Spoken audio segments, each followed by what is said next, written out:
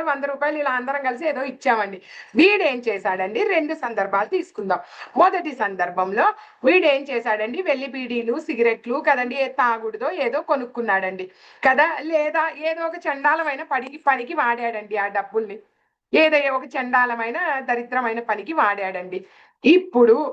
ఇప్పుడండి వాడు ఆ చండాలపు దరిద్రపు పని చెయ్యడానికి రూపాయి వంతు సాయం నేను చేశాను, 10 రూపాయలంత సాయం మీరు చేశారు, 100 రూపాయలంత సాయం మనలో ఇంకొకళ్ళు చేశారు.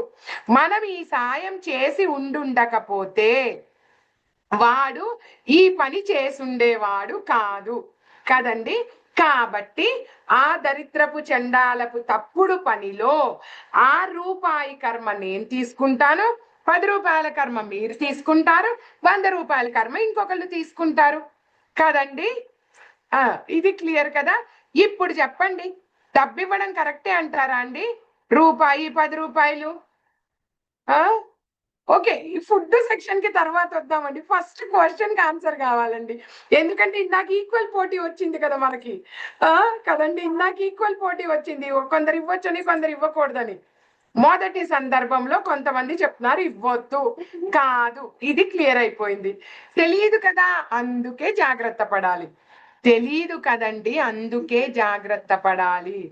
నో మనీ, ఓకే, క్లియర్ అయిందండి. చాట్ క్లోజ్ చేసేస్తున్నాం. రెండో సందర్భానికి వద్దాము. వాళ్ళు ఉన్న పరిస్థితిని బట్టి ఇవ్వచ్చు, ఓకే, దానికి కూడా వద్దామండి.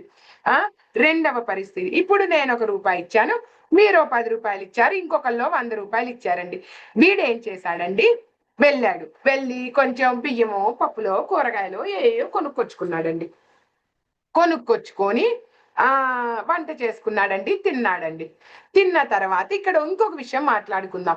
ఎప్పుడైతే లక్ష్మీ రూపంలో మనం ఒకరికి ఇస్తున్నామో, భగవంతుడికి కాదండి, ఇక్కడ జాగ్రత్తగా వినాలి. ఎప్పుడైతే లక్ష్మీదేవి రూపంలో ఒకరికి ఇస్తున్నామో రుణగ్రస్తులం అవుతున్నాం. ఒప్పుకుంటారు కదండి ఇదైతే.